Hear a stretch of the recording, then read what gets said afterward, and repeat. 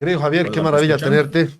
Estamos con Javier Gracias, Aliaga, un Diego. economista y un especialista en el tema de temas eléctricos, economía eléctrica. Te damos la bienvenida al programa. Gracias por estar con nosotros.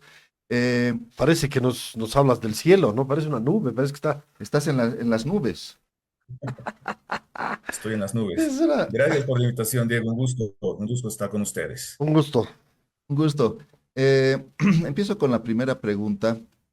Ayer, o creo que anteayer, estábamos con Álvaro Ríos hablando del tema de hidrocarburos, diciendo que la necesidad que tiene el país de importar gas a un precio mucho más alto para alimentar nuestras termoeléctricas para que tengamos electricidad y se puedan prender la luz, ¿no es cierto? Lo cual va a aumentar obviamente mucho el precio de nuestra tarifa eléctrica. ¿Qué opciones tenemos que sean distintas a esa? Por ejemplo, otra vez apostar por la hidroelectricidad, ya que no producimos gas o no lo vamos a producir, yo creo, por un tiempo largo y tenemos que estar condenados a importarlo, más bien que tenemos de dónde importarlo también, porque ya me imagino una situación en la que no podamos.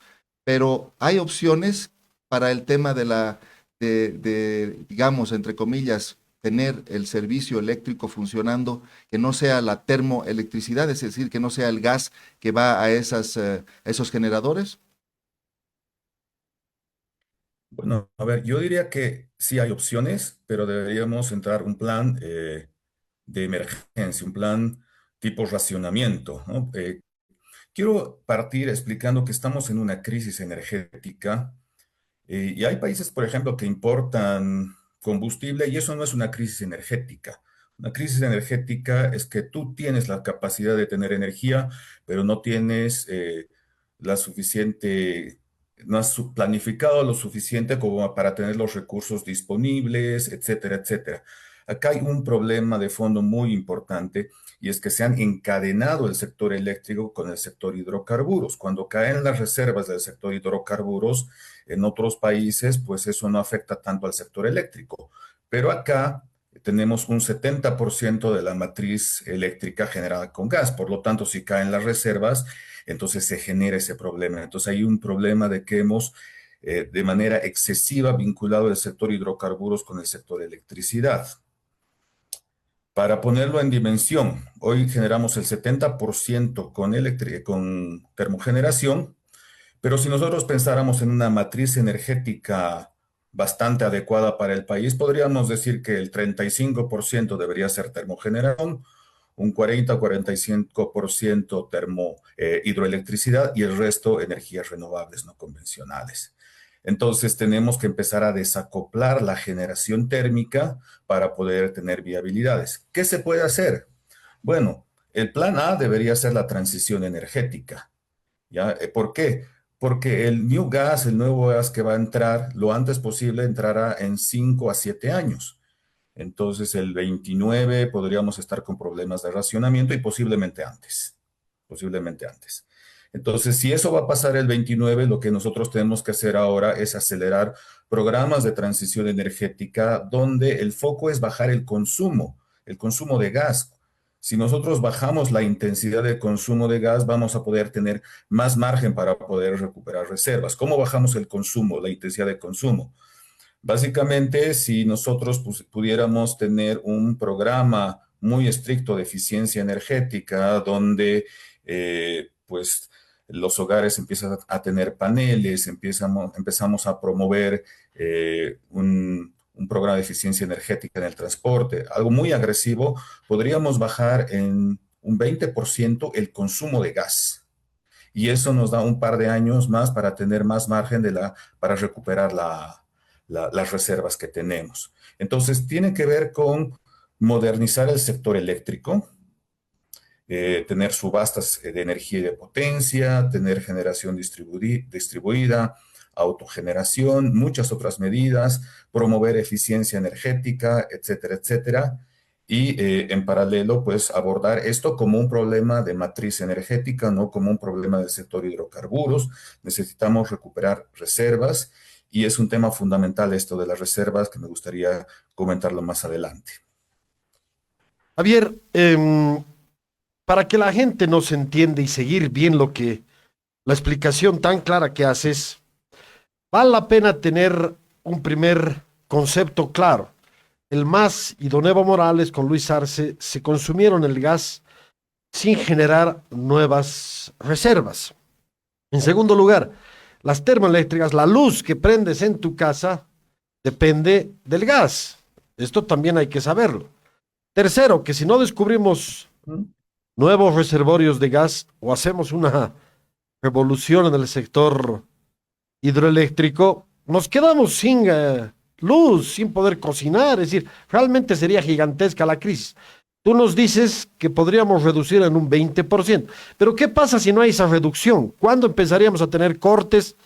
Es decir, es inminente la crisis y no nos hemos dado cuenta porque estábamos con la cuestión del bloqueo. Pero digamos ahora el problema ya está aquí sobre la mesa. ¿Qué tiempos tenemos? ¿Cómo es la cosa en la urgencia? A ver, el problema está hace mucho tiempo y hace mucho tiempo lo venimos hablando. Es ahora que nos estamos espabilando un poquito, pero el problema ya venía hace mucho rato y tienes toda la razón. El 2011, yo estaba trabajando en un proyecto y estamos hablando con la gente de Brasil y nos decían, bueno, nosotros nos estamos empezando a desacoplar de la matriz boliviana porque entendemos que ustedes no van a reponer reservas a la velocidad que nosotros consideramos necesarias para tener seguridad energética, ¿no? Entonces, desde el 2011, lentamente, no de forma agresiva, Brasil se ha ido desacoplando de la política energética boliviana porque efectivamente el país no estaba en una ruta de reposición de reservas. La última certificación, Diego, ha sido el 2023, que era de 4.5 TCFs. Si nosotros vemos del 2023 al presente, en febrero de este año me parece que el gobierno ha dicho que se tienen 3,7 TCFs. Eso es contable, o sea, de las 4,5 certificadas se ha reducido el consumo, quedan 3,7. Ahora va a salir una nueva certificación en esta semana, la próxima. Mucho cuidado con ese número. Nosotros deberíamos tener hoy aproximadamente 3.3 TCFs de reserva. Quédate con ese número, Diego, 3.3. Si tenemos menos de 3.3, digamos 3.1, algo ha pasado. Algo ha pasado. Puede ser que hayamos entrado en un proceso de menor recuperación de reservas el momento de la producción. Si incluso las reservas que salen están por debajo del 3, digamos 2,9, estamos en crisis de aprovisionamiento. Eso quiere decir que con unas reservas de 3.1, 3.2, podríamos pensar que vamos a empezar a importar gas el 2029. Pero si las reservas están menos de eso, podríamos incluso tener importaciones a partir del 2028. Ahora, es un tema súper delicado, pero quisiera dar un poco de tranquilidad. ¿En qué sentido? Pensemos en la gasolina. Cuando hemos empezado a importar gasolina, pues hemos empezado a importar el 10% que nos faltaba, luego el 20% y hoy lamentablemente importamos el 60%, ¿no? Y de diésel el 90%. Bueno, pues algo parecido va a pasar cuando empecemos a importar el gas natural para electricidad, si no reponemos a tiempo las reservas, que es muy probable que pase eso. Por eso el plan A debería ser de transición energética, ¿no? Eh, bueno, entonces podríamos adelantar antes del 2029 esa importación, pero será pues un 10 y luego irá subiendo. El problema es que eso va a ir creciendo si no hacemos nada. Ese es el verdadero problema, que se puede hacer un verdadero bolsón. Ahora, no es tan sencillo importar. ¿Por qué? Porque vamos a importar posiblemente un 10%. Y esa importación por molécula es muy cara, o sea, no estamos importando un monto tan alto, entonces puede haber un tema de que la molécula es cara de importar. Además, necesitamos sincronizar tiempos de disponibilidad de gasoductos de otros países y ver a qué precio nos van a vender, etcétera, etcétera. ¿No? Entonces, es un tema ciertamente complicado. Si nosotros empezáramos a importar, digamos, un 10% de gas a partir del 2029, estaríamos hablando de unos 150 millones, dependiendo a qué precio fijamos. Eso va a ir creciendo en el tiempo, pero el verdadero problema es que se va a hacer algo inmanejable en un par de años si no reponemos la reserva. Entonces, ese es el núcleo de la reestructuración de esta matriz energética. Vale la pena tener en cuenta, porque nos estás diciendo que podríamos tener chance, a pesar de esas rebajas en nuestros TCFs, nuestras reservas de gas, si bajan mucho, por ahí tendríamos inicios al menos de problemas. Pero dentro de todo esto, porque suena todo muy bien, muy racional, ¿qué costos tenemos? Es decir, ¿cómo se incrementan los costos? ¿Cuánto nos saldría a los bolivianos? Y por tener esto, ¿qué dejamos de hacer? Es que es importante entenderlo, que esto es caro, ¿no? Ya ha sido subsidiado por mucho tiempo, ya no podemos tener ese beneplácito del subsidio. Así que dinos, ¿cómo se maneja todo esto en términos de plata? A ver, el beneplácito del subsidio, en tus palabras, Diego, es terrible porque limita las inversiones. A ver, si nosotros no eliminamos el subsidio a la electricidad, no van a venir inversiones, no van a venir. ¿Por qué? Porque hoy el costo de generación es como $30 por megavatio hora. ¿Ya? Quédate con ese número, 30. Pero si nosotros pagáramos el costo real del gas, el costo de generación sería 60. Entonces es un costo mucho más alto, el costo sincero de generación es mucho más alto, con un costo artificialmente bajo, nadie quiere invertir. Entonces si nosotros no eliminamos el subsidio, no vamos a tener inversión. Este costo subsidiado está retrasando la entrada de otro tipo de energías, ¿no? Entonces ese es el primer costo del subsidio, que retrasa las inversiones. Si nosotros quitáramos todo el subsidio, la tarifa eléctrica debería subir 55% aproximadamente. Y ese aumento del 55% obviamente se traduce en la factura de las personas, pero también se traduce en un menor consumo. Nosotros estimamos que el consumo puede caer en un 6% si se eliminara el subsidio. Caería el PIB en 1.5, 1.8% y generarías inflación de un 5%. Entonces no es un ajuste menor. Y tengo que hacerte una pregunta más, Javier, y gracias por tu presencia en el programa. Ya para cerrar, es decir, con lo que tú estás diciendo es que también quitar el subsidio también tiene esos problemas, ¿no? Estamos como en una especie de círculo vicioso. Como tenemos subsidio, no hay más inversiones en el sistema eléctrico y como no hay inversiones en el sistema eléctrico, se aumenta el problema. Pero por otro lado, si quitamos Exacto. ese subsidio, aumentan las tarifas y genera esta situación que tú has mencionado. ¿Hasta cuánto la gente podría pagar por electricidad en el país? Entonces, ¿cuál es la solución? ¿Cuál es el planteamiento tuyo de INESAD al respecto para romper esto y empezar a solucionar el problema? Bueno, mira, nosotros teníamos que haber iniciado este proceso con una secuencia clara de reformas. En paralelo debía haberse generado un equipo de élite que esté tratando de aumentar las capacidades de refinación del país, que ahorita deben estar en 30%, y para y paso quitar el subsidio a los hidrocarburos, debía haberse reactivado la capacidad de refinación y quitar ambos subsidios al 100% de entrada.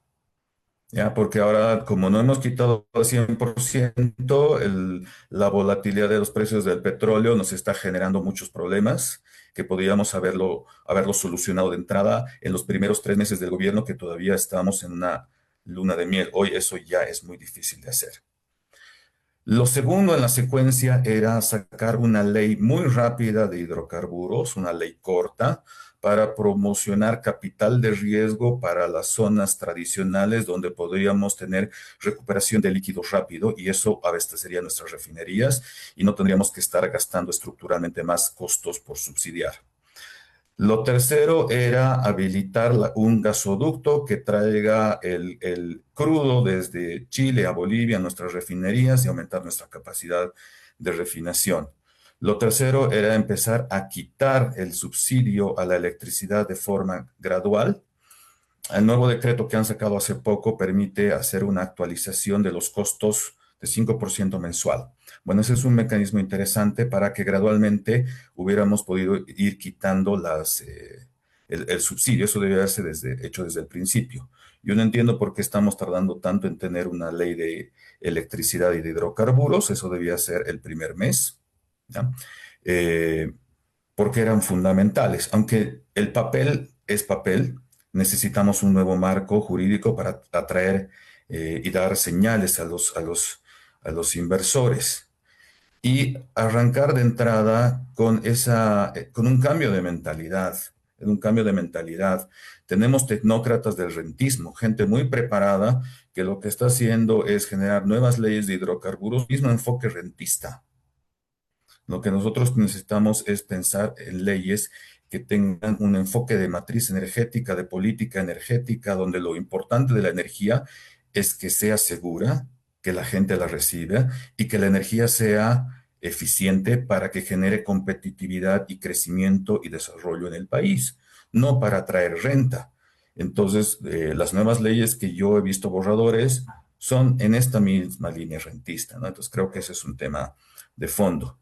Y bueno, todos siguen insistiendo en reponer reservas, que es fundamental, pero la crisis energética va a venir por el lado eléctrico, ya ha venido por el lado de la gasolina, ahora viene por el lado eléctrico, entonces hay que acelerar la modernización del sector eléctrico, promover las energías renovables, muy fuerte la hidroeléctrica, muy fuerte la eficiencia energética, muy fuerte la generación distribuida y hay que tener muchos planes de contingencia. Hemos perdido mucho tiempo, entonces ahora deberíamos entrar a un escenario de estamos en restricciones.